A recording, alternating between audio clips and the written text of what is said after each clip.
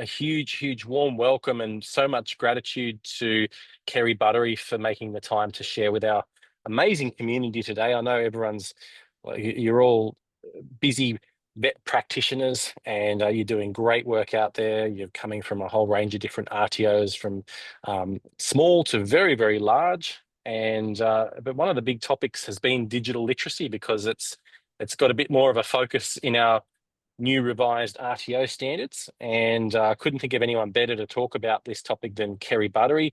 So probably most of you know Kerry because she's been around in our vet system for quite a while, and I had the pleasure of sharing the stage with Kerry and our mate Toby at the VELG conference a couple of weeks ago, and I also went to one of Kerry's other sessions as well, and she's just such an amazing presenter and wealth of knowledge. So Kerry founded Vet Nexus and Digital Literacy License, so two really important players in the vet system. You've worked in the Australian education sector for over 25 years. You've got a background as a business and technology teacher in Queensland schools. You're passionate about the use of technology in education. You're a massive ed tech nerd, I know that for a fact. And yeah, you've got postgraduate university degrees in IT and e-learning. You're an early adopter. I know you're an early adopter because we're always talking about nerdy stuff. Yep. And particularly in generative AI. And you've got there's a huge list of awards that you've won. Here's some highlights: the Educators Top 50 hit list in 2023. You were a finalist in the Telstra Best in Business Awards this year. And the LearnX Diamonds Awards for Best e-learning project. So I couldn't think of anyone better to be talking to us about digital literacy today. So I'm going to hand it over to you, Kerry. I'm going to be hanging out here in the background. Hopefully my laptop battery and hotspot hold up for the session. And yeah, thank you so much. Over to you. Wow, what an introduction. Thank you, Paul. I'm going to take you everywhere with me now. You can always introduce me. Thank you so much for the invitation. I'm a long-time listener, first-time presenter in one of these webinars, because I do try and catch them either live or on the website or YouTube afterwards. So it's great to be here. And what an active chat. So many people jumping in and saying good morning. I'm in Brisbane, so there's a few of you that have said that you're in Brisbane. So beautiful day here today as well. But lucky we've got people. I saw someone from overseas before, so great audience to be presenting to today. So thank you for the invitation. I am going to do all things EdTech, nerdy, things that I usually do, and get some interaction happening through Slido as well. It's one of my favorite tools. And there's a QR code for you to scan on your phone, or you can just go to slido.com and the code is Excelia. So that you can jump in and take part in some of the polls that I'm going to put up. Now, I'm not going to put too many of these in. I do want to keep the chat going as well, rather than just going with the Slido. If you can't participate in the Slido, that's all fine as well. Jump into the chat. I do like to bring some of these tools in because we are talking about digital literacy, and it's really important to think about how we're using technology in our training for different groups of learners. And I met with an RTO this morning who says, their learners are very preferred the paper-based approach, which we still have students who would rather be using paper. We've got RTOs that are still using paper just because they're not sure what those next steps are to go into that online learning space, which is where Paul and I first met through our use of Canvas. But we do need to also recognise the way that we need to be using technology in the workplace and in everyday life as well. So there's not too many parts of the world where you can get away with doing nothing in terms of digital. So I'll jump through to the next slide. I will come back to slide. So you should get the code again. If you can have a think about, how does your RTO currently use, or what method does your RTO currently use to review digital literacy prior to enrolment? So I've got a few options in here. It's anonymous, so don't be scared of what you're going to put. No one knows what you've chosen, so you can be totally honest on there. Otherwise, you can drop it into the chat for me if you don't want to jump onto the Slido. We've got quite a few people on the Slido, which is awesome. I love watching this do its thing. We can see what people are doing. Otherwise, throw it in the chat. Able to join Slido, tick. Yes. So that's one of our first little digital literacy tests for you to make sure. We've got a skills assessment. We've got a lot of people are choosing the ability to go through an online enrollment process. Vishal says an RTO designed assessment, which is beautiful. Okay, so almost Terry, 40%. is the option there that says ability to go through the online enrollment process, is that kind of like the fact that you can figure out how to enroll means that you might have some level of, yeah, okay. Yeah. So someone, if you're using your student management system to do your online enrollment, and someone has to like go through your website, go through those steps, and you say, oh, you've been able to do that, okay, therefore you must be able to use digital technology. And that seems to be what a lot of RTOs are doing. We're coming across that very, very often. However, that is a bit of how do you know that they've completed their online enrollment? They might have had someone sit there and help them through that process. Also, that is only like one little aspect of it. There's a lot more to what we need to be able to do in terms of digital literacy, rather than just the things or the steps that are taken as part of that online enrollment process. So what we're going to start to see, because we've only had these standards now for 4.5 months, so we haven't seen many performance assessments against these standards yet. But what we're going to start to see is what does it actually look like when ASQA comes out, does a performance assessment, and you've got to be able to show how you've reviewed your students' existing digital literacy, LLN, skills and knowledge, suitable to your training product. So you also need to think about the online enrollment process. Is that suitable to our training product? So Sue Ellen said it doesn't test their ability to work at a basic level in Word or Excel, just ability to fill in an online form. Yes, and this is what we're going to have to really start to think about in terms of our suitability. So let me jump to the next slide. So thank you for that interaction. We'll have a few more of those sorts of things. There is a compliance gap with reality. And that's what, like Sue Ellen's comment there about it doesn't test their ability to work in Word or Excel. So in terms of your digital literacy, how are you working out that they're meeting what you need in the delivery of your training product and the way that you're going to be delivering your course? So I think we need to start to get beyond just the thought of, well, if they can roll online, they'll be okay. There's actually a lot more to it, and that's what we're going to be delving into today. One of the first things that we need to address is the difference between digital skills and digital literacy. And what I find in most instances is that, and we've got the understanding we're doing a skills assessment, the standards refer to digital literacy. And there's a lot of research internationally around what digital literacy is, and I'll give you that definition shortly. But I really want to highlight the difference here between the skills and the literacy. So digital skills, can you use specific software? So it might be if you're using Microsoft Excel and they need to know that to come into the course, it's not something that you're going to be teaching, but they need to know it to participate, then you might have a little skills assessment on Microsoft Excel. Or can they do particular functions? So if you've asked them to provide something to you that's got a particular file name or in a particular format, do they know how to do that? And can they provide that to you? It's really about step-by-step instructions and technical competence. Now, lots of people will be able to follow the step-by-step, but then what if something changes? I notice just about every time I go into Microsoft Office, something changes. Any software. I find it with Facebook even. You go in and it's like, my groups have moved. I've got to go and work out where they've moved to. And this is one of the things with digital literacy, is that ability to problem solve and be able to then go and work out, okay, well, that's changed. That's not what I expected.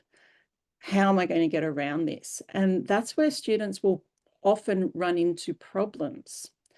And so as Paul mentioned in the opening, I was a business and technology teacher to start with. So teaching high school, but teaching a Cert 2, Cert 3 business and ITS.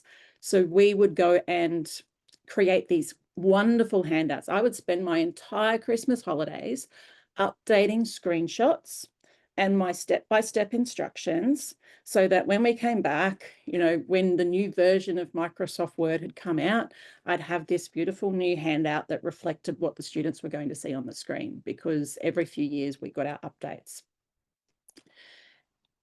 Now, with online subscriptions, we're not controlling, okay, well, I've bought my new CD, I'm going to go and install that on my computer, and now things have changed. We are now getting changes pushed out to us all the time. So digital literacy is much more important now than the basic digital skills. So being able to evaluate information that we're being presented, the fake news, we're getting so much thrown at us. How do we know what's real and what isn't? Especially now, I go through Instagram and it's like, here's a video that's got a husky who yelps at 3 cats at a window, and they get scared and they all jump in the air and off they go and they attack the husky. Then I see a video where it's got the husky and 1 cat, and a deer runs past and the cat jumps up and then it attacks the husky. There's like 3, 4 different versions of it. And you've got to then realize, that's not real. That's AI generated. So it's being able to look at this information and work out what's right, what isn't, especially with AI. The adaptive problem solving, when the updates come out, can I go and work out how I go and do this differently? Understanding things like ethics, so not taking something and then sharing it as my own, and saying, I've made this when it was someone else who's made it, and understanding that copyright. And then also understanding how to collaborate with others in an online world. So, as Annette said, that your husky does that to your husband. Yeah, there's a lot of fun videos that we're seeing out there, but it's really important that we start to look at this in terms of digital literacy rather than just digital skills. So what's the difference? My examples are what I used to do with my students. I would say, okay, here are your steps. Here's my beautiful handout. Follow these screenshots. It's got the little arrow and circles a little button. Click on File, click on Save As, call it your name and letter to the editor, .docx. And I've given them the steps, and they follow those steps, and then I've gone, yes, you're satisfactory. Or following those steps to put an image into a PowerPoint. We don't do things like that now. It's more about, okay, to a student, you've got to save this. How do you know? Michelle Curry, ex-ITS teacher in me feels this. Yes, that's what I taught too. How do we actually go and set up the naming convention? How am I going to find that later when I have to go back? And is it all just saved on my desktop? Or do my students actually know how to name something in a meaningful way that's got some version control in there, and they've got it in a folder, and they're actually going to be able to come back to that later? Because a lot of this, people say young people are digital natives and, they're digitally literate. They don't need any of this. I have a 15-year-old, and when he was 9 or 10, he came home distraught because he dropped his Surface Pro, and he's like, I've lost all my work. And I said, haven't you been saving it to OneDrive? No. He had just been saving everything to the desktop, and the name was whatever Word gave it as a name. They were never taught how to go about doing this. So that's when I had to go and teach him about folders and syncing and those sorts of things, because it's not specifically taught anymore. So these are the things that we then need to recognize, that the term digital native is a myth. Yes, young people are growing up with technology, but they're not necessarily understanding the best way, because we're not saying, if we go and look at the way that we teach reading, where we'll start with the alphabet, we'll do sounds, we'll do sight words. We don't start by giving a student or a child a copy of Pride and Prejudice and say, now we're going to learn to read. But that's how we approach digital. We say, here's your laptop, go and use it, or here's your iPad, go and use it. And we sort of, the young people will stumble around and work some things out, but it doesn't necessarily know that they've learnt it in the right way where they fully understand everything that they're doing. So that's what we need to start to think about, that difference between digital skills and digital literacy. So digital literacy, this is the definition from UNESCO. I went back and checked this recently. It hasn't been changed in quite a while. It gets tweaked every now and again. This is the current definition, and it's being able to confidently and critically use a full range of digital technologies for information communication and basic problem solving in all aspects of life. So it is underpinned by basic skills in ICT. The standards talk about digital literacy, not about digital skills. So our students might come to us with some of these basic skills in ICT and be able to save a document, but then can they also do all these other things and understand the knowledge around that and have that literacy? So if you take one thing away today, we've got more to talk about. If you take one thing away, it's that understanding of the difference between the literacy and the skills, and that we need to be going that little bit step further. So Tonya said they are taught in schools. I teach year 11 and 12, but they take a lot of shortcuts. The problem is it's way back. So before it gets to you in year 11 and 12, so I taught 8 and up, and we used to have these specific subjects. A lot of those are electives now. So digital technologies is elective, and then the senior subjects are electives. And we're expecting teachers who are not technology teachers how to actually teach this stuff. So we need to then keep this in mind when we're actually teaching our students, at whatever level they're coming to us. They're going to be coming to us with a whole range of different background experiences. And some schools are very, very good at teaching this, and they've got this down pat in the way that they teach their students.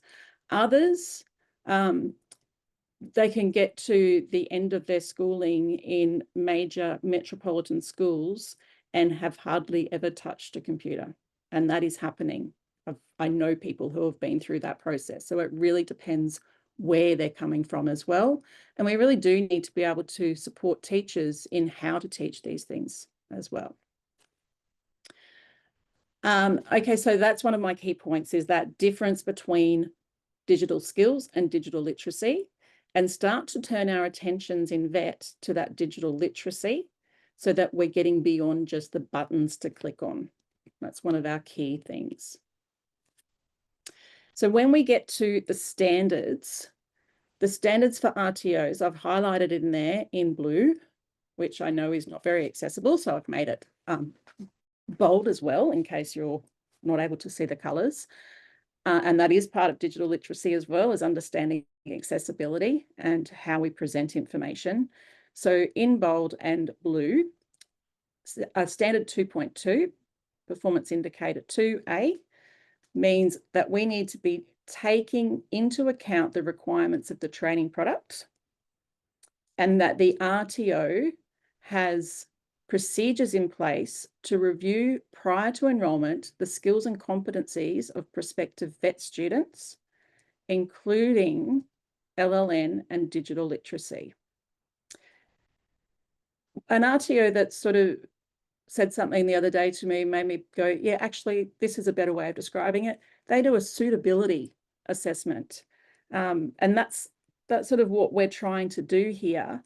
It's about making sure that before we enroll our students, that they're suitable for the qualification that we're enrolling them into, and that they have anything that we need to have them, like prior skills and knowledge, digital literacy, LLN, before we enroll them. And as you can see from B, we would then say, well, actually, I think we need you to do a Cert 2 before you do this Cert 4, or a Cert 3 before the Cert 4. We need to get you to this level so that you have every chance of success in the Cert 4. Or it may be that you say, okay, well, we've got quite a few gaps here, but we're going to support you to fill those gaps.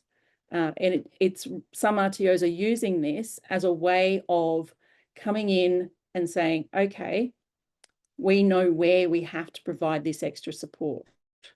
Because some people might be concerned that, oh, well, if I don't do well on this, I won't get enrolled. It's more that the RTO is aware then whether they need to be going to that extra step of providing support. I'm just going to have a quick look at the comments here. Is it enough to have a questionnaire and ask, I know how to Excel, I use it? So I'm going to show you something shortly that I went through in terms of a self-assessment. So I'll go and show you that in a minute. I believe with younger people, it often depends on their families overall. Yep. There are still a lot of families where the guardians or role models don't have digital literacy themselves because they didn't grow up requiring it and they haven't passed it on, basically. I'm summarizing here. And it's definitely important for those of us with RTOs to support them in learning the digital literacy. Yes. And this is why it's so important for you to be able to see where things are at, what's our starting point, and knowing I can provide this support, but I might have to get students to go and do something over here as some extra support. It's about you knowing what that starting point is. Questions as well about who is responsible to teach the skills. Well, it depends what's in your units of competency. And we're going to have a look at that shortly.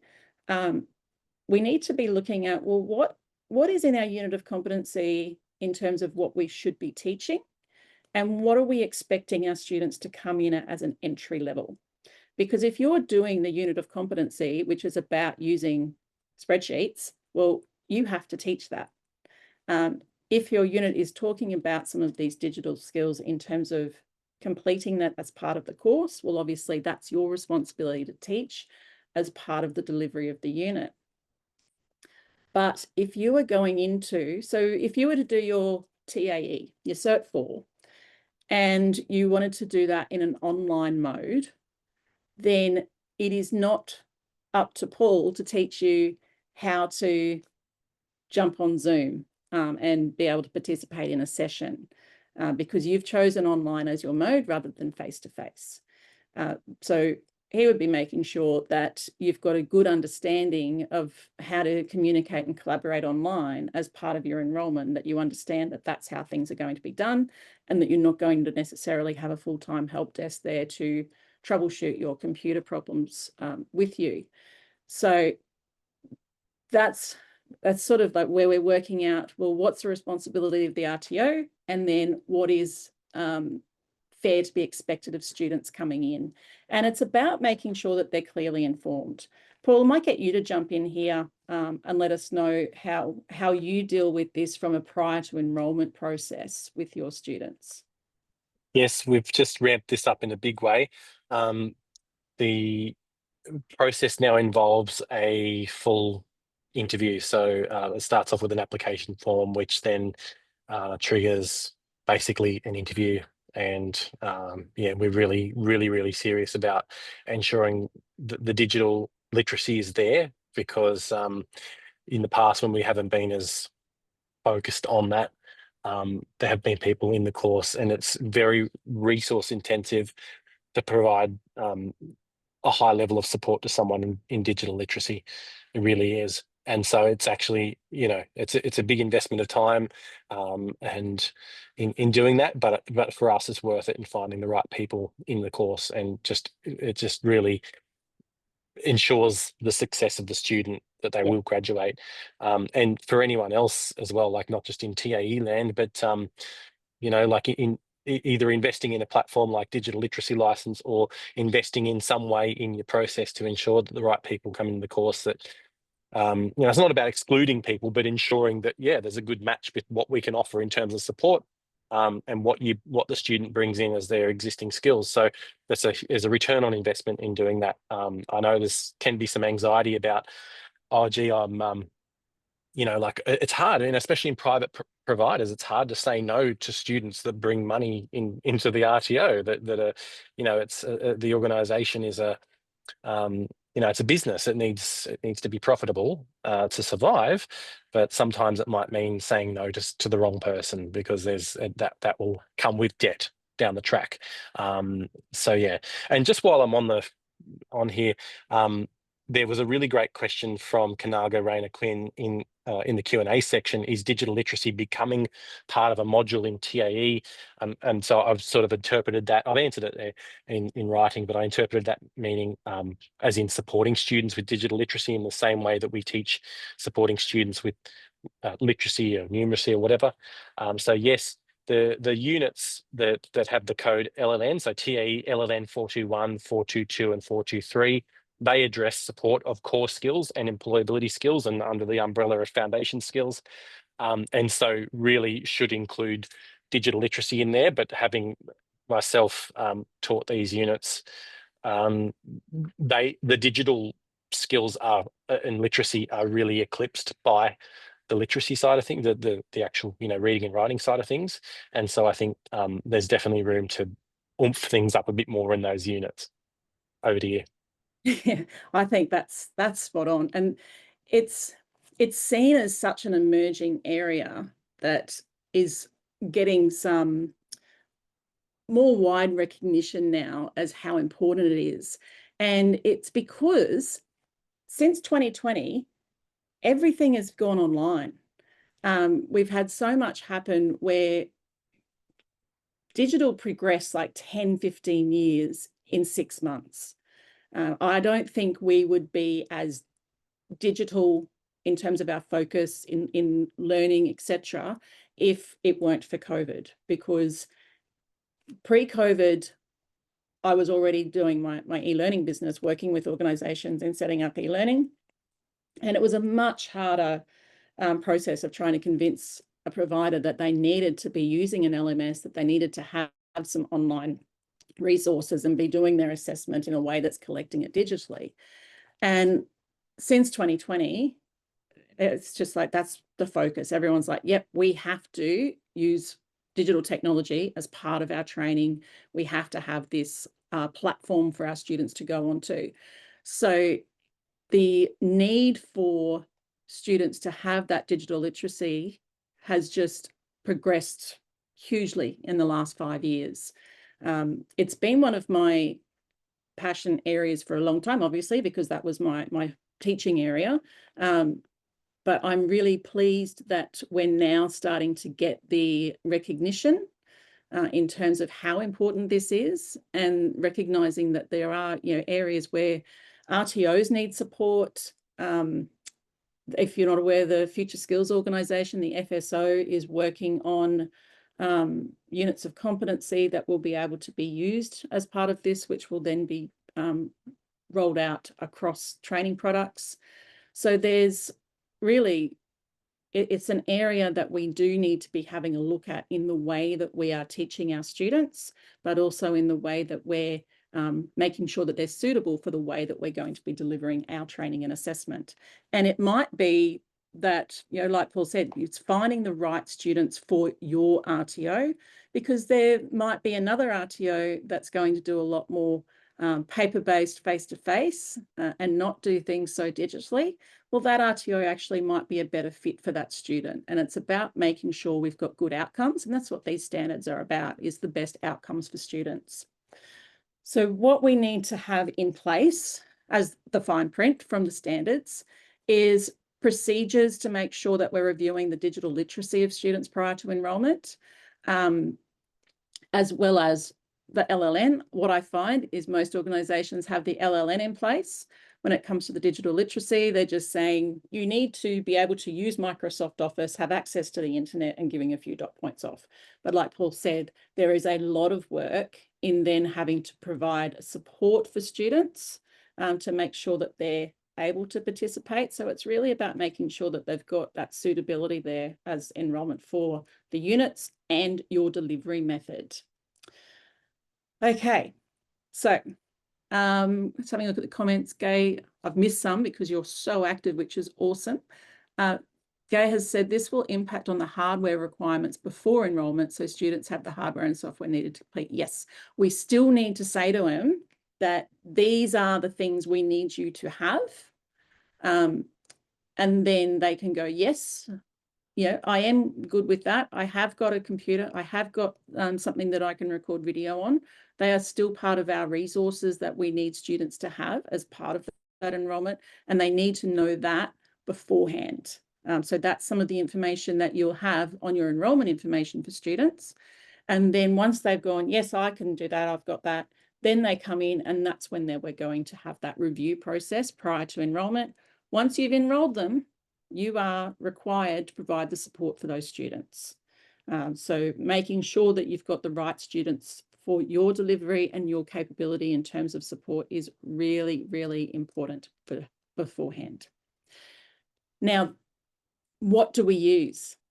There was a lot of backwards and forwards for a while around, okay, well, what's the benchmark? Do I just say, I'm proficient in using Microsoft Excel? We have got finally some direction from DUA. So this is their direction in February, saying that our 2 frameworks that we should be using for digital literacy are the Digital Competence Framework for Citizens, DigComp 2.2, and another one called Sophia. Sophia is if you are delivering IT qualifications. It's really anything that is in that technology sphere. That's where you want to go. It's more about being technology focused, whereas DigComp is about general digital literacy. So for most of you out there, DigComp is going to be the way to go.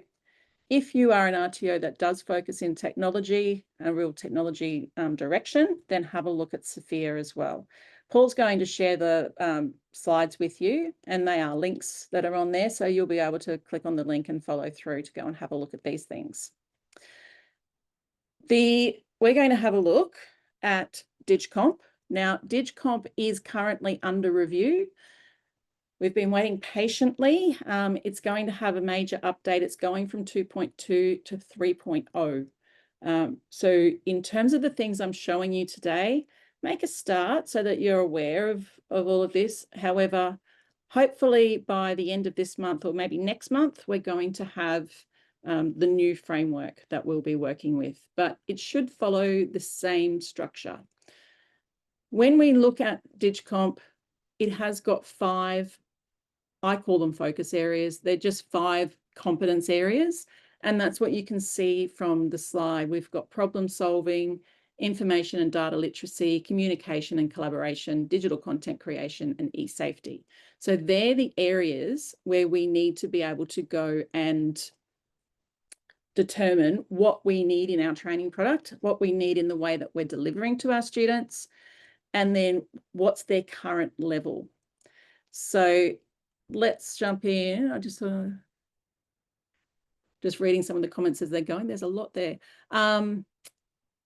Dana has said the questions are a lot harder than students expected. How do you keep engaged? Often they need one-on-one support understanding the questions. That's one of the challenges. And so we've designed a digital literacy assessment at Digital Literacy License. And we've rewritten the questions a few times because it's trying to make sure that the questions are quite clear to students and that there's one right answer, basically, so that we're not getting them confused between the way that we're asking things. What we need to be doing is making sure that what we're asking is relevant to the training product that they're doing. Wayne has said, isn't DigComp a European framework? Yes, it is. However, we started one in Australia called the ADCF. It was based on DigComp, and then the Digital Skills Organisation at the time made changes to it based on what we wanted to do in Australia. However, the rate at which this is changing, it became obvious that it is really hard to then keep that sort of framework updated. So that's why DUA have made the decision, well, DigComp's been around. DigComp was around, I can't remember when it was first out, but probably 20 years it's been around. And it has been the very foundation of what we use internationally as the standard. Wayne has said we have the Digital Literacy Skills Framework. Yes. And so I actually love the Digital Literacy Skills Framework. It is the same format as the Australian Core Skills Framework. To me, it made sense that we would go down that direction, and the DLSF was published. I've got a version of it which doesn't say draft, but then it reverted to draft. And so when you go and look it up now, it's got draft written on the front. But again, it's exactly what Annette said, why create the wheel if it isn't broken? So we're going in that direction now, unless you're a C provider, SEE. So if you are a C provider, you need to keep going with the Digital Literacy Skills Framework because your funding is linked to that. And we've designed a whole range. The digital literacy license is actually designed around the DLSF and then mapped to DigComp because our initial structure was based on that Digital Literacy Skills Framework. Because at the time, that was what we were going with. Jumping back into DigComp and giving you the bit of the understanding about how that works, that QR code just takes you to the DigComp page. There are 21 competences within DigComp. So we've got our 5 areas that I mentioned to you. Within those 5 areas, there are 21 criteria. So think of it like the ones on the left are our elements, and then the ones on the right are our performance criteria. So to be able to show that you are competent in information and data literacy, there's 3 different things. So browsing, searching, and filtering data, information, and digital content. This is where we get to the stage where if you have said, well, but our qualification doesn't require any digital skills or digital literacy, are you requiring students to find legislation? Are you requiring students to look up safety data sheets? Do students actually have to find any information in any way, shape, or form?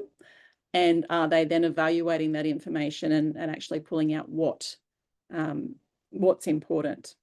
So I've not come across any qualifications, any units of competency that have no digital literacy requirement in them at all. And when you start jumping into the units, you start to see that, oh, actually to do that, I'm going to require my students to go and find what the latest rules are on something.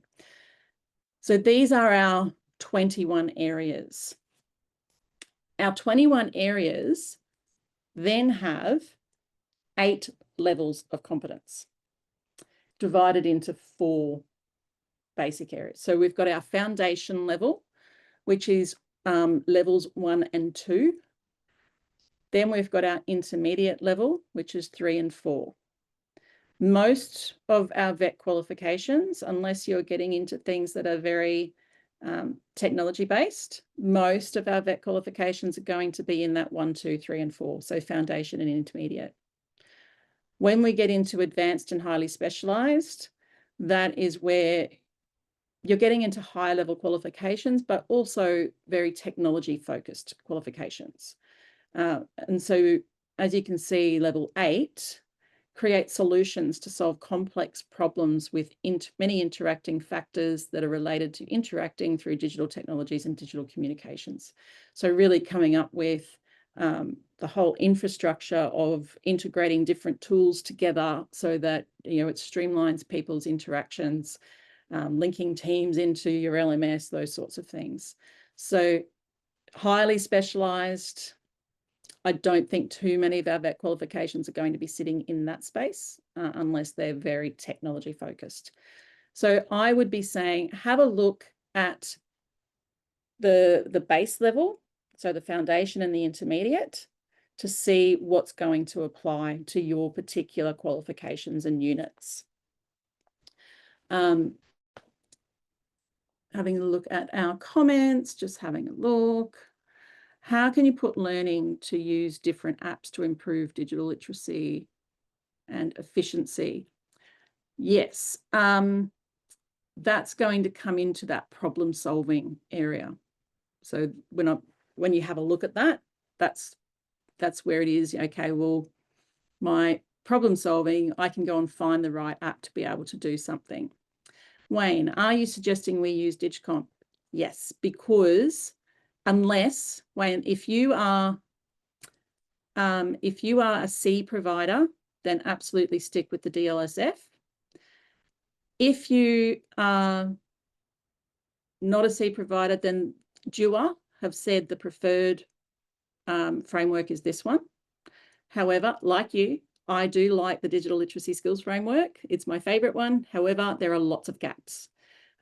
We went through, when we were designing the digital literacy license, we went through and identified a whole range of gaps that were on there because it hasn't been updated for so many years. And the information on AI in there is very, very limited. Whereas DigComp, the new version that's coming out, thanks Paul for sharing the link, the new version of DigComp that's coming out caters for artificial intelligence as well, whereas the DLSF is not going to be updated. C stands for Skills, Education and Employment, I think. That's a particular group of funding. I think there's only like 21 RTOs that actually have that funding.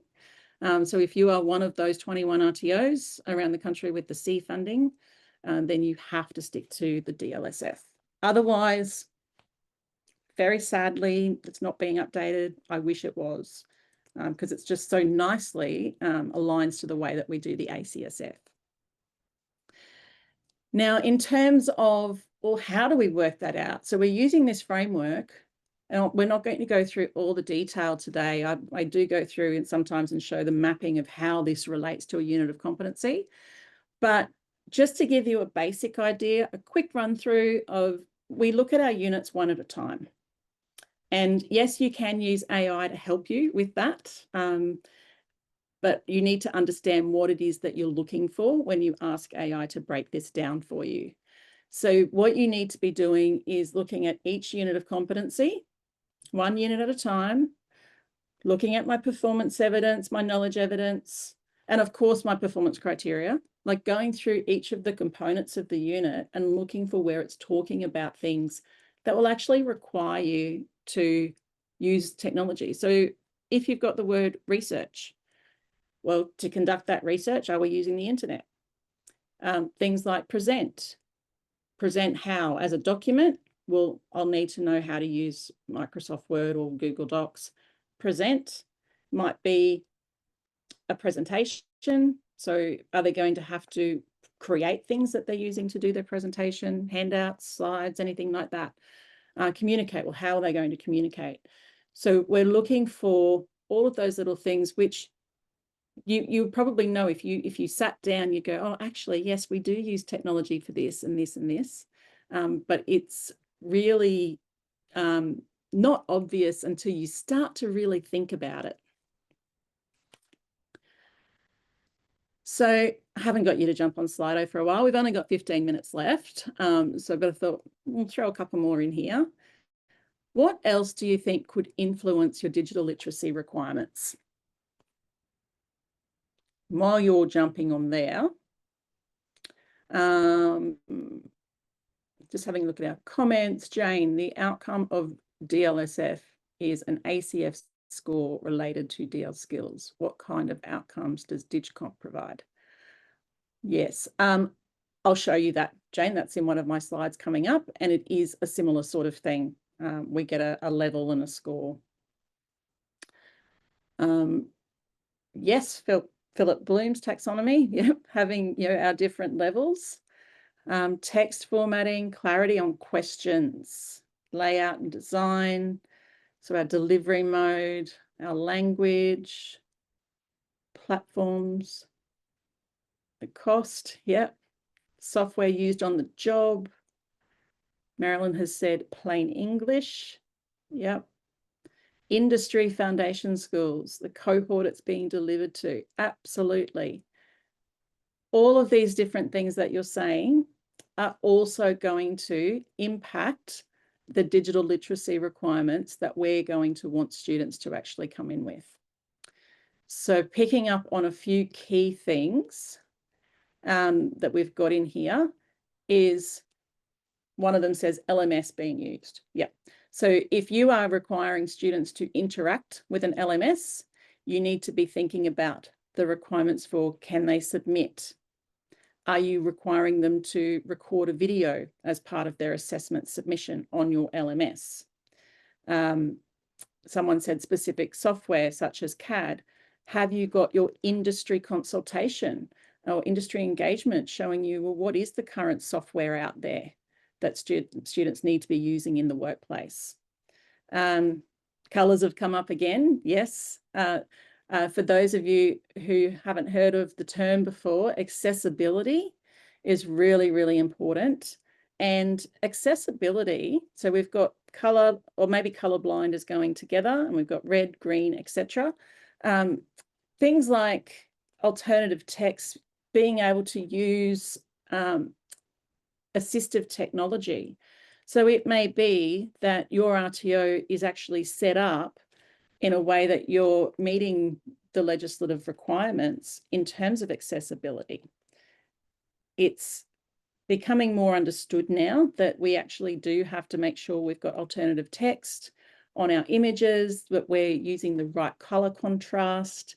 There's this whole framework called WCAG, Web Content Accessibility Guidelines, that we should be following for our students.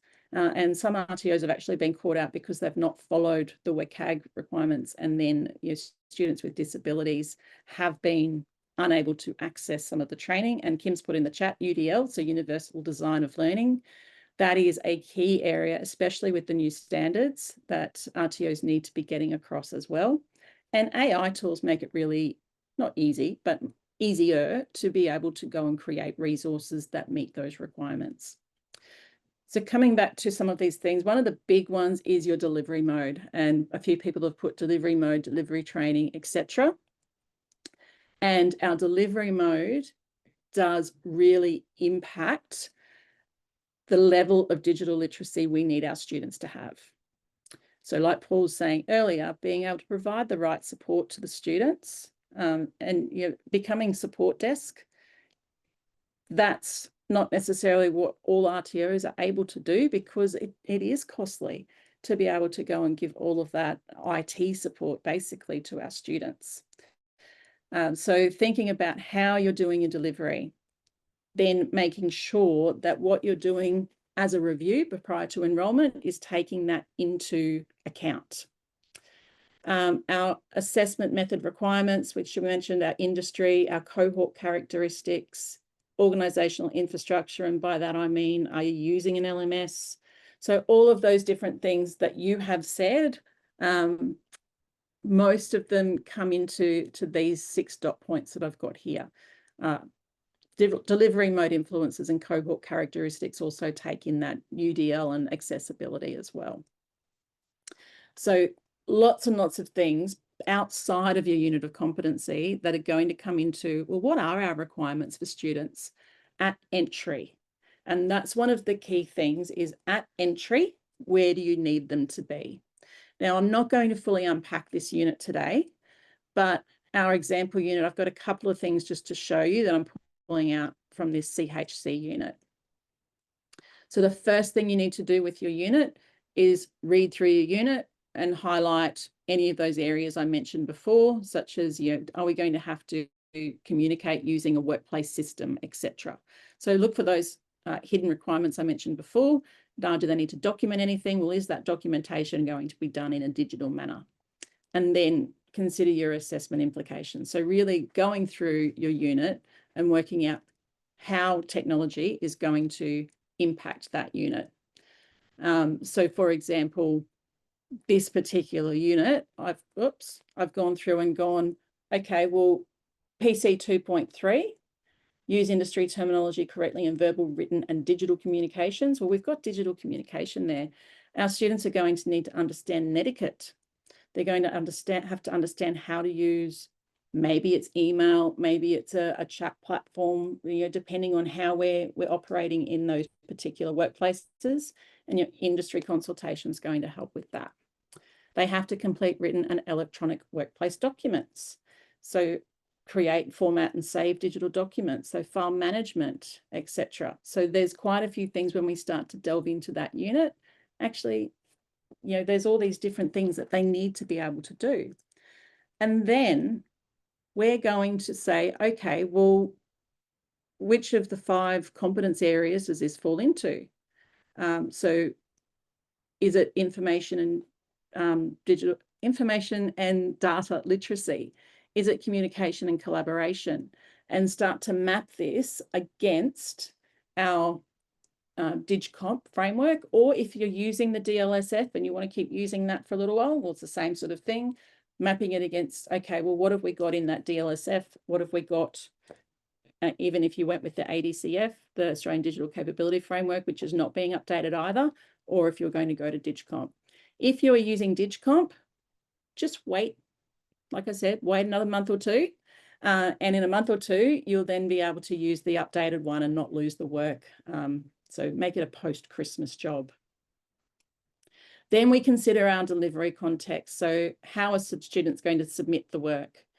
What the platforms they're going to be using? What do they need to understand in terms of file formats and collaborative elements? So start to really think about all of these different things. And then we work out our minimum proficiency for entry, not exit of the unit, entry to the unit. So if there are particular platforms they need to be able to use, and that's part of the unit, we need to teach them. But where are we coming in at that entry level so that they're going to have the best chance of success? And it might be, okay, well, to come in at entry, I think you need to have this, and then we can provide this amount of support. So also know what support you're able to provide to your students. So avoid just thinking, well, this is about computer tasks. This is all sorts of different areas as we've looked at. Don't assume students have the basic skills. Okay, we need to be able to assess this. Think about any collaboration. Okay, and I've got this little bit of a quick checklist for you to have a look at, but we do a lot in this space. So if you do need any help with all of this, you can always reach out to us in terms of, help us work out what we need in terms of our digital literacy. And that's what we do with our clients as well with the digital assessment that we use. It's like, okay, we're going to analyze your units of competency with you, look at your delivery methods, and then work out what these levels are. And you can get AI to help you with that as well. It sounds hard, sounds like a lot, but think about the latest Australian Computer Society information said half of our year 10s aren't digitally proficient. 48% are not digitally proficient. And so we really need to start looking at this in terms of the fact that we're preparing our students for jobs that don't yet exist, and that AI is, taking over certain areas, but we need to be then having a look at, well, how do we actually teach our students to use AI as well? 5 minutes to spare for some more questions, but I would love to hear from you about what your favorite takeaway is, or your top takeaway from the session. It's the last Slido that you have to do. So Paul, I'll let me know if there's any questions I've missed, because there's been so much going on in that chat.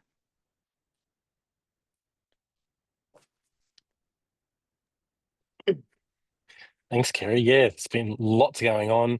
Really great insights coming through from how do we teach digital literacy to how do we support it, how do we make sure that we align, get our enrolment processes set up so that we get the right students coming in that their support needs are not too much for our trainers.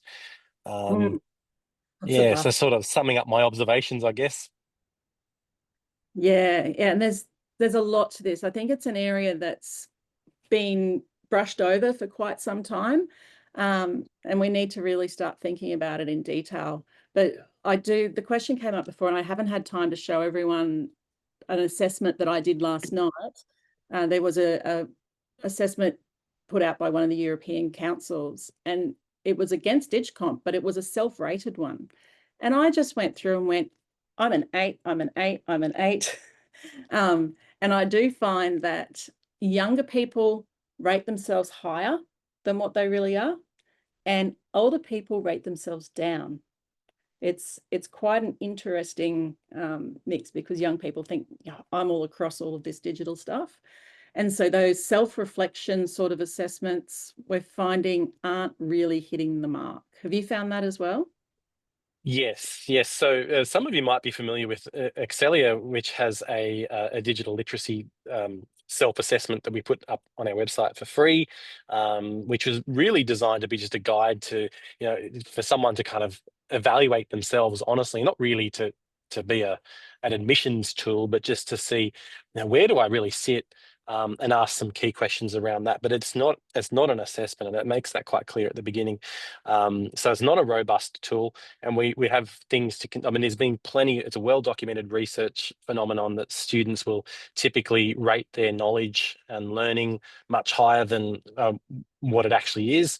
And of course, we have the old Dunning-Kruger effect, that big spike at the beginning where we think we know way more than we do it, when we're sort of first delving into something. So that could also account for self-assessments not being very accurate. So I think, depending on, I mean, it's totally contextual. Someone brought up in the questions before, something about, I'm sorry, I can't attribute it to a name, but it was a really great point that about making any kind of pre-assessment activity you do quite contextual.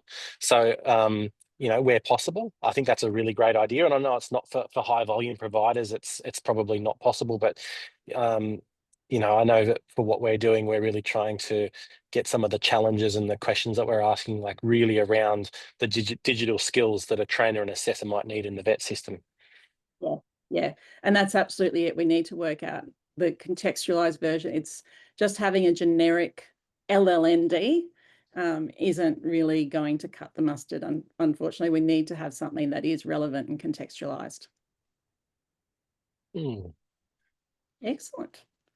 Lots of things that have come through here. So thanks. Thank you everyone for the thanks that's coming through. I'm glad that we've been able to, for most of you, teach you something new, and I look forward to hearing how you're all going with your analysis of your units, and please, yeah, reach out if you need anything in terms of that digital literacy space.